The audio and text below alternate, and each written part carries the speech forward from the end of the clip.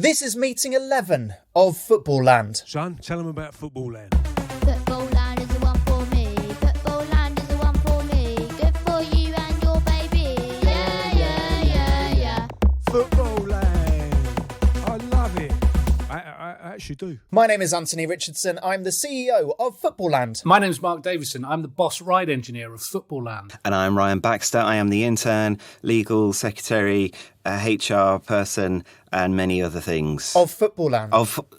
No, you have to say it. Yeah, otherwise people won't know where you work. Of Footballland. Thank you. And we've been accidentally given $1 billion by the state of Qatar to build a football-themed theme park in Qatar for the World Cup in 2022 in Qatar. And its name is Footballland.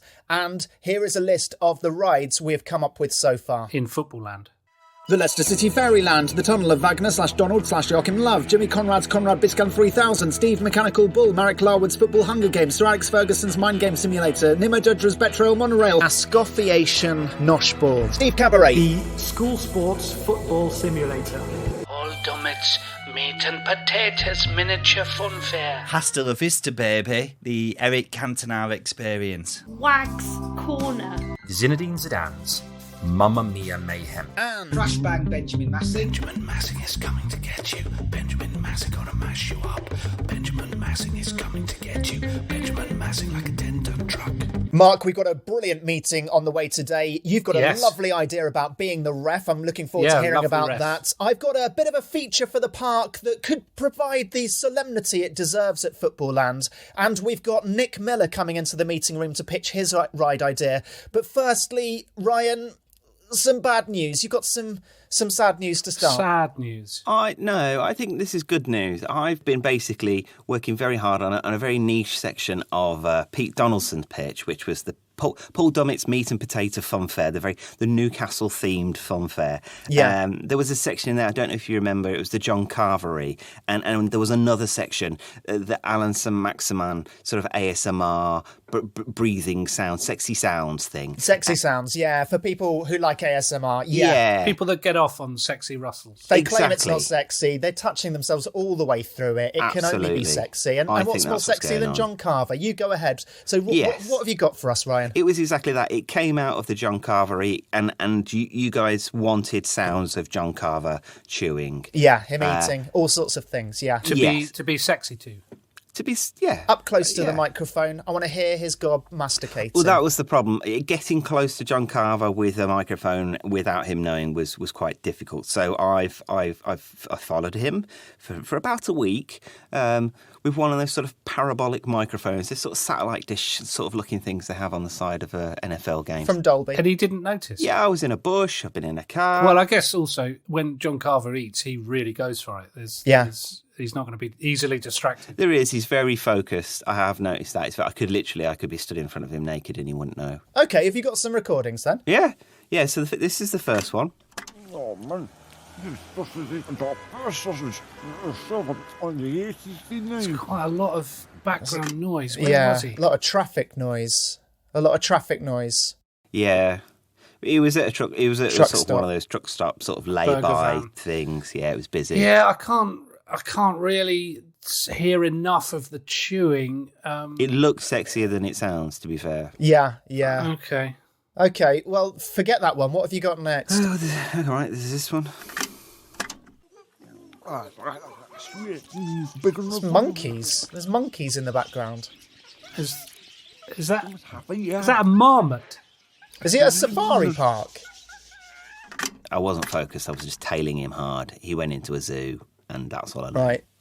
Zoo. Okay. I can hear the animals eating more than John Carver eating, and I'm not happy. Poor timing. I think he arrives at feeding time. He's in sync. He's in sync with the animals. What can It's I just say? a hippo in the background. I'm yeah. not in control of John. I think the ASMR community, they're going to think, oh, that's good, and then they realise they're cracking one off to a load of animals eating. That's bestiality. You can't kind of. Yeah, we've got to steer clear of that. Okay, have you got any others? All right. Yeah, I got one more. Let's see how this one is. Was that a swarm of bees? What's going on there? What is that? Hey, but there's a tannoy. Something about closing time. What's going on there, Ryan? That's not bees, actually. It's a Hoover. Well, he popped into Curry's PC World and they were closing, and he was eating, so I just whipped out the mic and... You can't hear really what he's eating, apart from him now and then saying what he's eating. We need clean recordings of him eating. We need like a better environment to record him in. Okay. I think I've touched upon something in the middle there, that essentially I'm not in control of John Carver's movements. Right. So I've got an idea. Leave it with me. Something's just come to me. Okay. Okay, all right. Nice one. All right, we'll sort that out. Thank you, Ryan. Brilliant. Thank you. Cheers, Ryan. Right. Thank you. See you later. Thanks.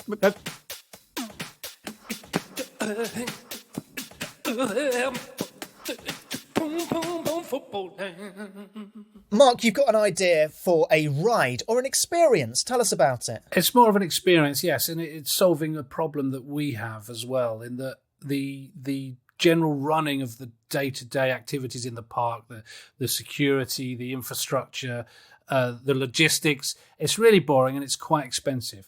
So we can kill two birds with one stone here. We can save a lot of money if we randomly assign someone as the park manager for the day. Wow. They are effectively becoming the ref. Yeah. Their day in Footballland, they will spend it refereeing everything that happens. So they get an insight into what the man in the middle goes through every week. So they're chosen at random as they enter the turnstiles without any training. They might not be suitable for the job, but it's a job they've got to do. They have to do it, yes. But once that responsibility has been handed to them, they have to take it seriously. If they see a minor infringement, if someone's queue jumping, if a child is pinching a bit of petty cash from the parents, if a dad is eyeing up one of the waitresses in an inappropriate manner, they have to decide whether they let play on or they stop and issue a card or they get involved. To more serious things, if there's a concussion incident, they have to decide whether they stop play or they just ignore it, leave the injured person in a slumped heap in one corner of the park and they carry on. The air ambulance needs to land. Where's it going to land? Or I don't know. I just come up with the rides. Ask the ref. There's that bloke over there. It's Mr. Wilkinson from Coventry. It's up to him today. It'll be fun watching him make that decision as to where we land the air ambulance, because he won't know the park like we do. So he might come up with some crazy places to put it. He won't have a clue. It's like, you can't land it there, mate. That's not a real floor. Health and safety is so paramount to Footballland. How are they going to stop people from perishing on these rides? Well, ultimately, they've got to get the decisions right. And if they don't and people die, it's not our fault, it's theirs. Yeah. So, it's a big deal. And also, let's not forget, there'll be millions watching, judging everything they do. Whatever they do, there's going to be a few million people shouting at them that they're, forgive my French, they are a even if they're just trying to do the right thing and they're a decent person. They're going to feel the wrath of millions. Do they have to wear a special referee's kit, or are they going around in their own clothes they've worn for that day? I think a big part of the refereeing experience is abject ridicule, so they should have to wear something that stands out from what everyone else is wearing. Not necessarily the traditional black. Maybe a little Bo Peep outfit or something that invites ridicule. Referees nowadays, they're quite fit, but they're still a level of fitness below professional footballers who share the same field. Now, can we replicate that in Footballland, whereby we're going to have a random cross-section of the park who are going to be in various states of fitness, but this person has to be less fit somehow than all of them? Yeah, I think if you're in too good shape, as you'd get chosen to be the ref, then we make you wear a fat suit for the day. Yeah. How much disrespect can we encourage the other members of the park, the paying guests of the park, to show towards this referee? Can we encourage swearing? Can we encourage some real pressure cooker atmosphere? Booing, swearing, sarcastic clapping? Yes, and chants. I think we reward people for coming up with inventive chants about the referee's lineage and what his wife does with cucumbers and things like that. I think we won't need to encourage that. The moment they see the ref's outfit, I think 90% of our punters are just going to have hatred and bile rising in their throats, and they're just going to want to hurl abuse, which is good. I mean, it's just a fun feature, but it's good. It's a fun feature, and also it'd be lovely to see his actual family walking around with him while the abuse is being hurled, and then powerless to stop it. Especially the thing about the cucumbers. Yeah, I mean, in real refereeing terms, imagine the level of inventiveness the chance would get to if the referee had their wife and kid on the pitch at the time they're making these decisions. Never get to see that. You never get to see that, whereas in Footballland you do. You can make direct and accurate comments about what his wife looks like. Lovely. All right, well, that's wonderful. Thank you very much, Mark. And it'll be great to see if we can maintain a level of health and safety every day, or if it dips and ebbs and flows, because... I'm sure we won't. I'm sure health and safety will be a talking point every single day, especially if we get through a number of air ambulances. Imagine the headlines that would generate. It'd be good. Yeah, it'd be good fantastic. Publicity. Any publicity is good publicity. Maybe Paddy Power could do something around that. Anyway, thank you very much, Mark. I'm all ready to vote on that. All in favour of Mark's Be the Ref idea, say aye. 3, 2, 1. Aye. Congratulations, Great. It's a winner. Great. Football.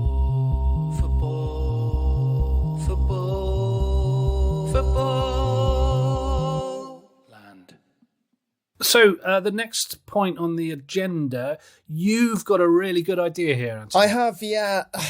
Look, let's not make any bones about this. In football, a lot of people die. It's just a fact of it. Football's been played for a long time. People play the game. People grow old. The ravages of time do not accept footballers. And I mean that they're not immortal. E-X-E-P-T. They're not immortal. No, they will die. Every time a footballer dies, the football world, quite rightly, stands and gives a minute's silence before the game. Yeah. Now, originally, I thought it would be a fun idea that every time a footballer dies, maybe we reflect that with a minute's silence in Footballland. Yeah. However, a footballer dies about once every 5 minutes. So I thought maybe to save time, to stop having the minute silences every day, we just have one day a year in Footballland where the whole of the day is in complete silence. Lovely. And that is to respect everyone, like on Sports Personality of the Year, when they have a slideshow of everyone who's passed away that year. We just pay our respects to every single person in football, in and around football, that has popped their clogs. Now, I know that that's going to be difficult when you're on top of a roller coaster. Try not to scream because you're paying your respects. And also the clown show, that's going to struggle. Also, the Spice Boys, they're not going to be able to sing. They're just going to have to mime. Yeah. And the diners will have to eat in silence. But I think it's the right thing to do. I had a thought. I'm not sure we can trust people at Footballland to be silent, so maybe a whole day of applause. However, applause, it gets tiring, and a lot of people are going to be eating at a Scoffy-ation nosh ball. You can't just keep clapping while you're eating. The food's going to go everywhere. So I think silence is the way. Yeah. So everyone to keep silent and just pay a bit of blooming respect to the people that made the game so great. Yeah. Do we single out particular people that have snuffed the lid that year for respect? Yeah, I think in the programme of events on that day in Footballland, every single minute corresponds to someone who passed away. So you get, I don't know how many minutes there are in a day, but I'm guessing about 2,400. You need 2,400 names on that roll call, and there's a big screen, and it's just a slideshow, and it's a really respectful slideshow. Yeah, it's a black background with their name and the dates they lived, and sad music playing. No sad music. No. Okay, just silence. Yeah, and if people want to gather around in a huddle for certain people, they can. But I don't want people to gather around in a huddle for one person who was very popular, and then someone who had no real popularity in the game but still died as well, have no huddle. So maybe no huddle. Yeah. Maybe everyone just goes about their business. But definitely there should be a prime time for the spots. So around when there's most people in the park, which is about 2-3 p.m, that's when the most important people who died last year are being remembered. Yeah. 9 a.m. in the park, I'm sorry, but it's going to be someone who played for Burnley in 1953. There's nothing, we're sad still, but there's only about 15 people in the park because it's just opened. They might be Burnley fans. I mean, it could be a good way to get people in early doors who are, Burnley fans. Get all the Burnley fans early in to pay their respects to some guy who played for their under-21 team in 1978. So, that's the idea. And again, as I said, people want to talk at Footballland. I know that. But this is a day of respect, and nobody should talk. And if they want to order something at the restaurants, they just have to point and grunt in a respectful way. Yeah. Part of the merry-go-round of respect at games now, it's a minute's silence, then you take the knee for Black Lives Matter, and then there's often applause as well. Yeah. Could we combine all three for this most respectful of days? So in a rolling routine, there's a minute's silence, a minute where you have to take the knee, wherever you are, and then a minute where you're clapping. I think let's break it down into each minute. So after a minute's silence, there is a ripple of applause. Yeah. So yes, every minute is punctuated by 5 seconds of very quick applause for the person, so that we don't forget people, because if you have a whole day of silence, there is the chance that you might think we're just being silenced for one person. But no, look up at the big screen, look at the slideshow, and remember to clap every 55 seconds. That's all we're asking, for God's sake, for 12 hours. I worry about people, in the Tunnel of Wagner love. I know it's not a sexy ride. It's functional, but it is for couples on a romantic break. There might be snogging. I'm not against the snogging, but for goodness sakes, do it silently. I don't want to hear any heavy breathing. I certainly don't want to see any heavy petting. And on Steve Mechanical Bull, can we that day just remove the penis? I'm really sorry, but I don't want to see Steve Bull's penis on the solemn day of Footballland. Not when I'm thinking about death, no. No. Okay, any other questions, or can we go to a vote on that? I think this is a deeply beautiful idea. Thank you. Let's vote on it. Thank you. All in favour of the respectful silence at Footballland that lasts a whole day, say aye. 3, 2, 1. Aye. Thank you. Yeah, it's about blooming time, I say. Just what is it that you want to do?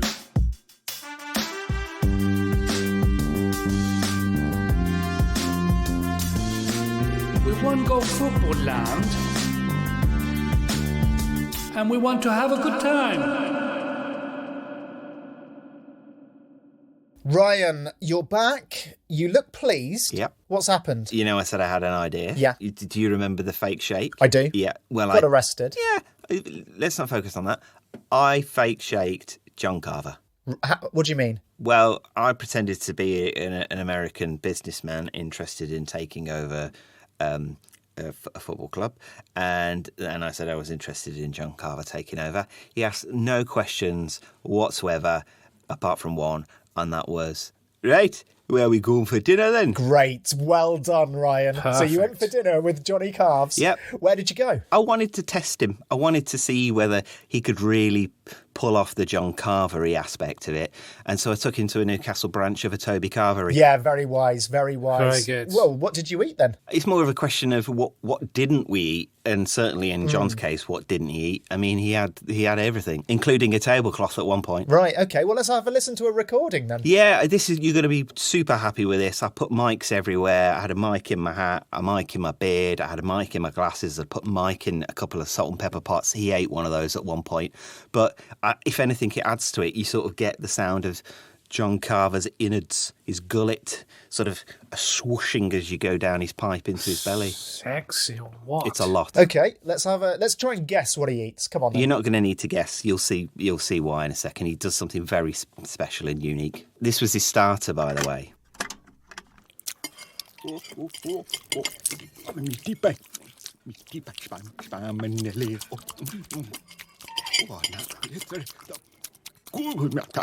Spam and potato cream. It was spam pie.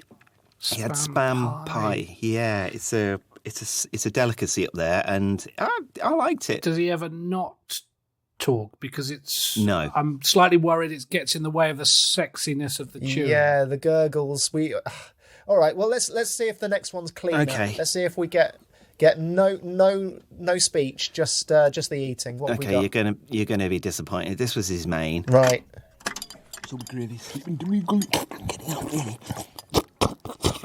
All the milky juices. Oh, still soup, man. Yeah.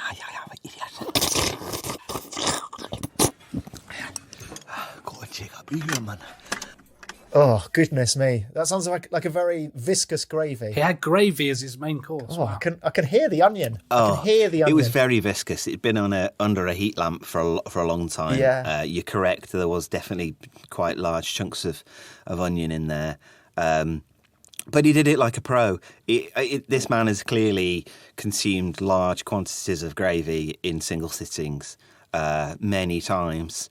And he went up in my estimation. What did you have for pudding? Well, there's only really one pudding that a grown man of John Carver's sort of stature and respect can eat. And that was several child's portions of jelly with hundreds and thousands and several cans of whipped cream. Okay, let's have a listen to that.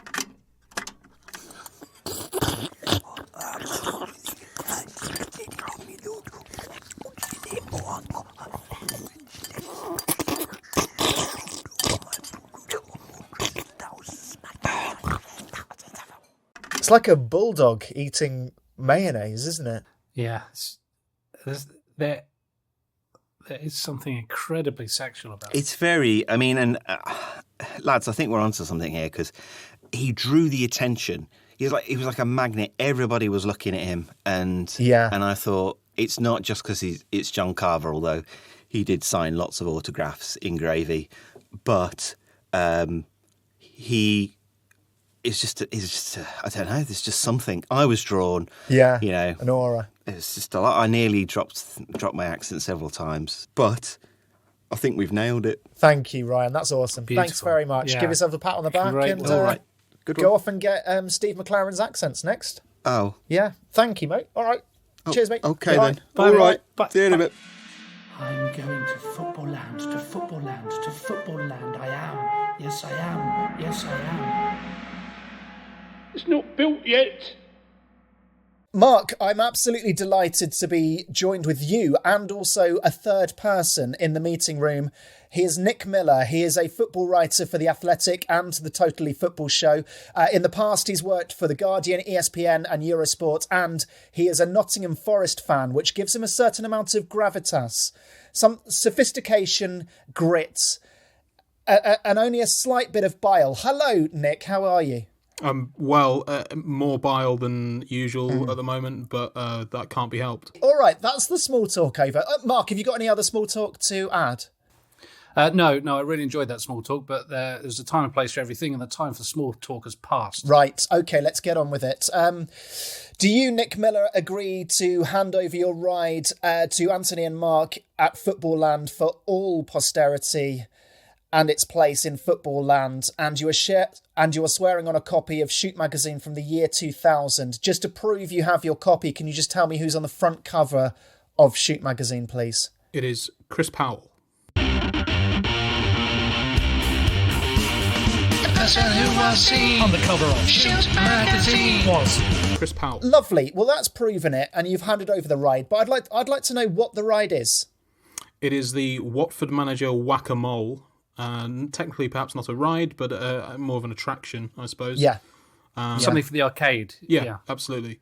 It's a satirical take on Watford's managerial policy of only keeping managers in place for a certain period of time. So when one of them pops their head up, you give it a big whack with a big potso hammer. Right, and how big is this? Is it life-size? It would be great to have it life-size. We're quite big at Footballland. Yeah, I think so. I think that's the only sensible way to go. Really, you require quite a large hammer. It's like the pugil sticks that they had in Gladiator. So it's a large device, but it's not going to cause anyone a lot of harm. Which is just as well, because occasionally for some of the more obscure discarded Watford managers, they are actually the real managers in the whack-a-mole machine. Oh, that's nice for them. Yeah, that's a lovely touch. It's just something for them to do. You know, they bond over visits to Vicarage Road and then being sacked quite mercilessly.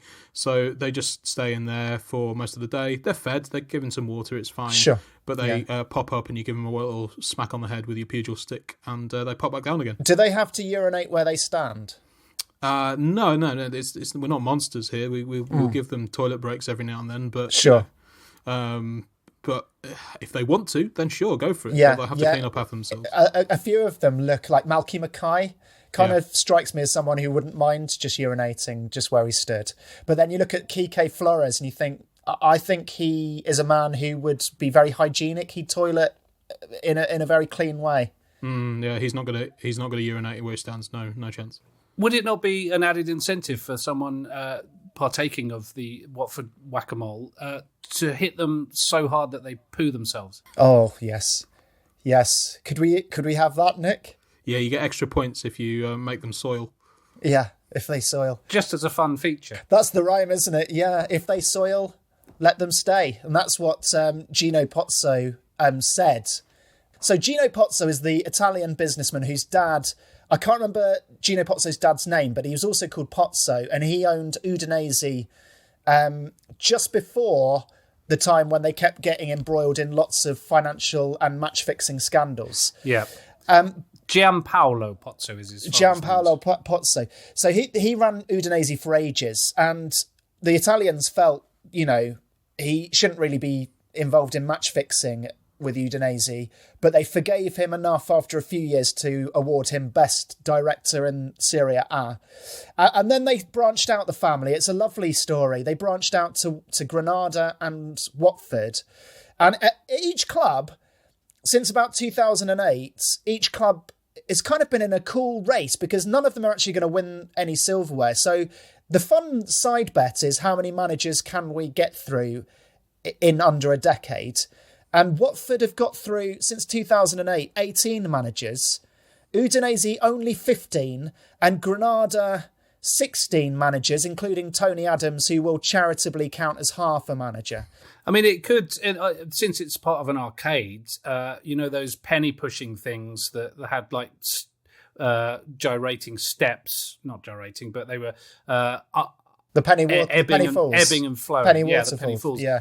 I mean, underneath that, we could have a poo-poo waterfall of ex-Watford managers. It doesn't seem as appealing. Just that ostensibly is just watching some turds fall down a cliff, and that's more like watching like West Brom, isn't it? Yeah, I guess that's a fair it's more point. of a West Brom ride. You have to kind of cater for everyone at Footballland, surely. So there are. There inevitably there are going to be some people that find that entertaining, and who can say, maybe even arousing. So you have to cater for those kind of people. Marco Silva, bish bash bosh. Nigel Pearson, under the cosh. Quique Flores, will he poo in the hole? This is Watford, whack-a-mole. I was wondering if it could be expanded to include the pre-Pozzo era, whether we want to introduce, Graham Taylor was a big presence and still is a big presence, even though he's sadly departed. He's still involved in the nostalgia surrounding Watford. Sure. Could he pop up? Just as a random surprise, maybe. It's mostly from the Pozzo era, but every now and again, someone, oh, hello, there's Graham Taylor. What's he doing? Yeah, this is actually a feature of the game. There's a kind of logic and skill element to it as well. So if your Slaviša, your Kanović's, your Marco Silvas, if they pop up, bang them on the head with the hammer. But if Graham Taylor pops up, oh no, you can't hit him. Very good. Yes, and if you do hit him on the head, then you lose. Then that's... So if he pops up, you have to scrabble over the surface and give him a kiss. Yeah, you get extra points for that. If you just ignore him and don't hit him on the head, then you're fine. You don't lose. But if you do get there in time to give him a little peck, then you get extra points. It would be lovely. Watford fans, you ask any Watford fan if they'd like to kiss Graham Taylor before, obviously, passing, then they would have jumped at the chance. And it's just lovely to, I'm guessing, an animatronic Graham Taylor, lifelike, so that, if you see him just out the corner of your eye, you think it's him and you curtsy or you bow. And just giving him a kiss and make those lips as lifelike as possible. That's what I say.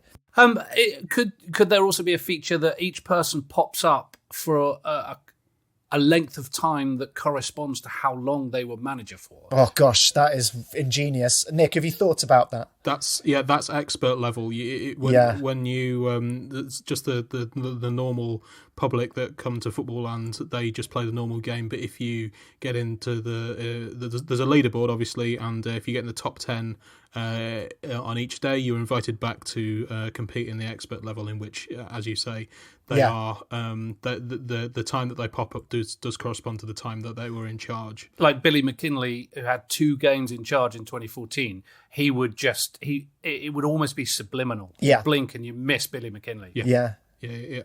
Wonderful. Just a wonderful educational lesson for students of the game who want to know how long each manager lasted at Watford. Play this and you can do a PhD on it after. Who would do the music? Elton John, I presume. It has to be Elton John, surely. And I mean, I don't want to put words into your mouth, Nick, but I'm Still Standing. Is that? Yeah. I think it's a medley, but certainly I'm Still Standing will feature prominently. Yeah. Circle of Life as well, because a lot of them came back like a circle, and life, the opposite of life, some of them are dead. Candle in the Wind. Maybe Princess Diana pops up and you have to smash her over the head. Oh, or not, that's crass. That is crass. That is crass, Mark. No, that is crass. I'm so sorry. I'm giving myself an extremely physical discourtesy right now. If Princess Diana pops up, then you are required to sing Goodbye England's Rose as she pops down. You sing it to her receding forehead as she goes beneath back into the poo-poo land of Watford managers. Trouble is, you don't know whether to, in the heat of the game, if Graham Taylor pops up and you sing Goodbye England's Rose to him and then you kiss Diana on the lips, it's just, it can get offensive, but at the same time, that's part of the game. That's part of the game. That's the jeopardy you enter into. Yeah. And Nick, would Princess Diana soil herself? Princess Diana. This is an addition to the game that I haven't overseen. This is kind of getting out of control now. I was purely about the Watford managers and kind of related. Once you've got into this Princess Diana business, this is I trust it. When I swore on my copy of Shoot from the year 2000 with Chris Powell on the cover, I was entrusting you with the the solemn duty, and you've taken it too far. Okay, no, that's noted. Mark, we'll chat about that afterwards, because I don't think she would, but I think the actress playing her would. So you've got to think about that. You've got to think about who, if we're casting the actress playing Princess Diana, because you can't animatronic Diana, it's got to be the real one. You can animatronic Graham Taylor. You can't Princess Diana. You can Brendan Rodgers. You can't Malky Mackay. It's quite simple. And the actress, we've got to get someone who will not pay. Or maybe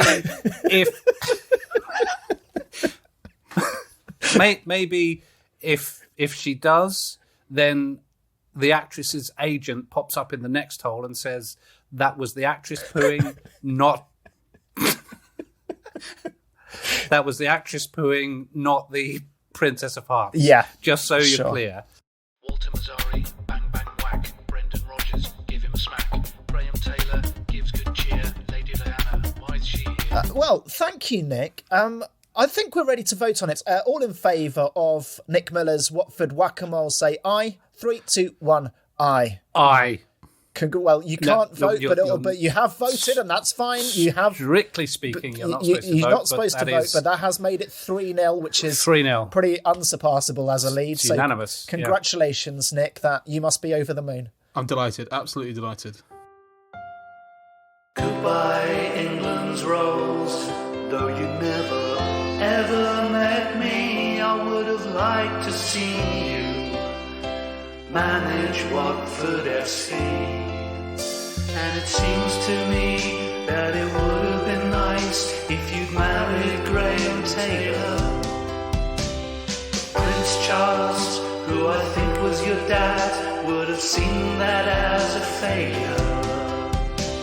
I would have liked to have known you as the rain set in.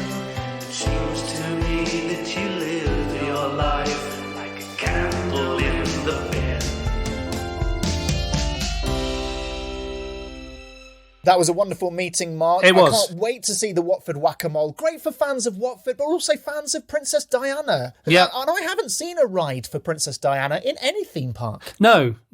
It is an exciting development, and with the soundtrack from Elton John as well, it's going to be a special times. Watford fans and non-Watford fans are going to go for that. We probably need to start investigating lookalikes. For Diana. Is that for me? Yeah. If you wouldn't mind, Ryan, just check out some lookalike agencies. We're looking for Princess Diana. And if you could check whether the actress is happy to poo herself or not. It's not a deal breaker. Not a deal breaker. But if they are willing to poo where they stand, we'll positively discriminate those. Okay, nice one. Got that. Right, Very meeting good. adjourned. Thank you. See you next week. See you next time. Bye-bye.